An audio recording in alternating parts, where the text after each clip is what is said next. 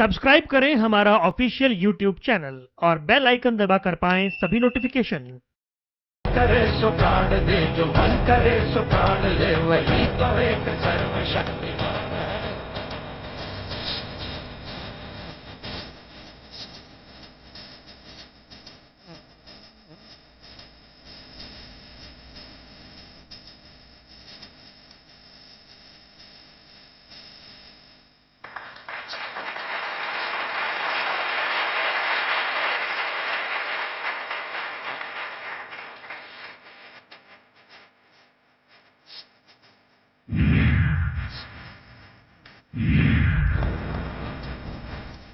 दिग्विजय जी, एक सवाल मेरा ये कि आरोप जो आप पर लग रहे हैं उसी कड़ी में एक और आरोप ये है कि आप पर आरोप है कि आप इस पूरे मुद्दे के बहाने अपनी राजनीति चमकाने की कोशिश कर रहे हैं, फिर अपना भविष्य चमकाने की कोशिश कर रहे हैं।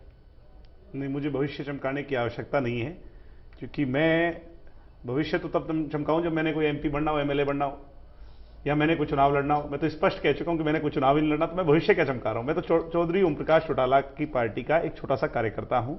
उनकी और उनकी इस पार्टी की मैंने सेवा करनी है। इसकी मैंने कसम उस दिन खाई थी जिस दिन उनको और डॉक्टर अजय सिंह जी को, जो इंस्टो के संस्थापक हैं, मैं मानता हूं, कोई माने या ना माने, नाजायज जेल जाना पड़ा और कठोर से कठोर सजा 10 साल की। और उनका बेटा या पोता होने के नाते नहीं, उनकी पार्टी का एक कार्यकर्ता होने के नाते ये डिसहार्टनिंग फीलिंग थी। और उस दिन मैं उन्हें एक प्रॉमिस देकर के आया था कि हम आपकी पार्टी को आपकी गैर मौजूदगी में कमजोर नहीं होने देंगे और उसको मजबूत करेंगे। और मुझे इस बात को कहते हुए सेटिस्फैक्शन है कि आज बेवजह वो निश्चित तौर पर परेशान हो रहे हैं, प्रताड़ित हो रहे हैं, या उन्हें इतना संघर्ष करना पड़ रहा है, उनको देख करके कभी कभी ऐसा महसूस होता है कि हमें तो बहुत कुछ और करना चाहिए। हमें उनकी गैर मौजूदगी में शायद अभी तक हमें और भी बहुत कुछ करना चाहिए। हमें एक ऐसा नेता मिला जो 83 साल की उम्र में भी इतना मजबूत जेल में लड़ाई लड़ रहा है।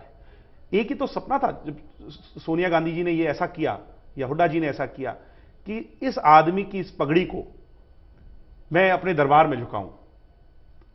और चौटाला साहब ने ये कहा कि बेटा तुम जाओ, काम करो, मैं इनके आगे सिर नहीं झुकाऊंगा।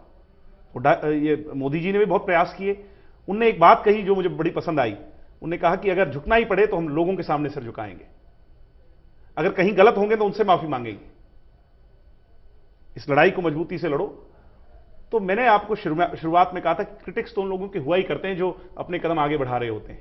मुझे उन लोगों का भी धन्यवाद करना है। तो दिग्विजय चौटाला को आप इस तरह टीवी चैनल पे थोड़ी दिखाते अगर वो क्रिटिसाइज नहीं करते मुझे। तो क्रिटिसाइज भी तो उसी को किया जाता है जिसमें कुछ हो। खाली आदमी, खाली चीज को कौन क्रिटिसाइज करेगा। एक सवाल यह कि छात्र संघ चुनाव को लेकर आप पूरे हरियाणा में घूमे, यूनिवर्सिटीज में गए, कहां आपको लगा कि बहुत ज्यादा सुधार की जरूरत है या स्थिति ठीक नहीं? मुझे जो इनकी हिटलरशाही रवैया था प्रिंसिपल्स का, जो स्टूडेंट से हम इंटरेक्ट करते थे, क्योंकि हम जो कॉलेज यात्रा के माध्यम से प्रोग्राम चला रहे हैं उसमें कोई भाषणबाजी का प्रोग्राम नहीं है। हम जाते थे, उनसे परेशानियां पूछते थे, उन्हें बार बार ये बताते थे कि स्टूडेंट इलेक्शन क्यों जरूरी है। तो जिस तरह से हम जो परिणाम हमने देखे और जो रिव्यूज निकल करके आते थे उसमें यही नजर आता था कि भाई एक तरह से एनार्किज्म है, उसको हमने खत्म करना है। यानी डेमोक्रेसी क्या है? Democracy is a balance. हर वर्ग को, सबको साथ लेकर, हर उम्र के लोगों को एक बैलेंस है। जाति, धर्म, हर चीज का एक बैलेंस है डेमोक्रेसी। डेमोक्रेसी सिर्फ सिरों की गिनती नहीं है। तो डेमोक्रेसी नहीं थी जो हमें कायम करनी थी और जिसमें हम कामयाब रहे, और मुझे लगता है पुरजोर तरीके से कामयाब रहे। आगे क्या? आगे और बढ़ेंगे। मैंने क्या कहा आपको कि अभी तो बहुत कुछ बचा है।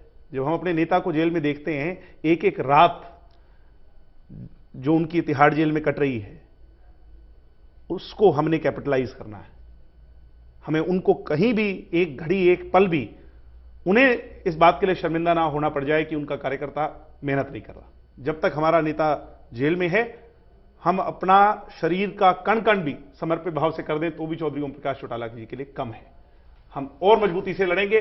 उन्हें हम हरियाणा में मुख्यमंत्री देखना चाहते हैं, हरियाणा की जनता उन्हें मुख्यमंत्री देखना चाहती है, और ऐसा होगा, संभवतः ऐसा होगा।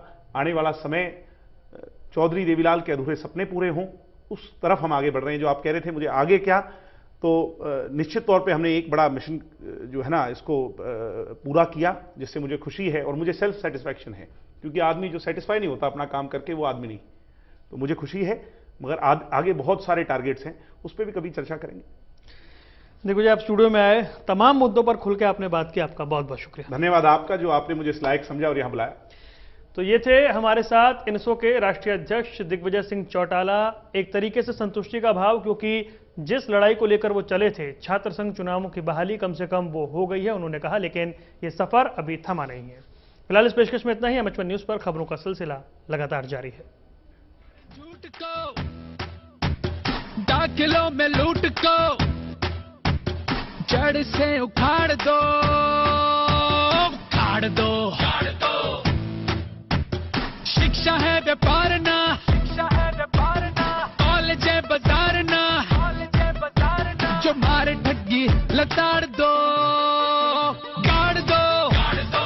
इनसो का झंडा गाड़ दो, गाड़ दो। इनसो का झंडा गाड़ दो, गाड़ दो।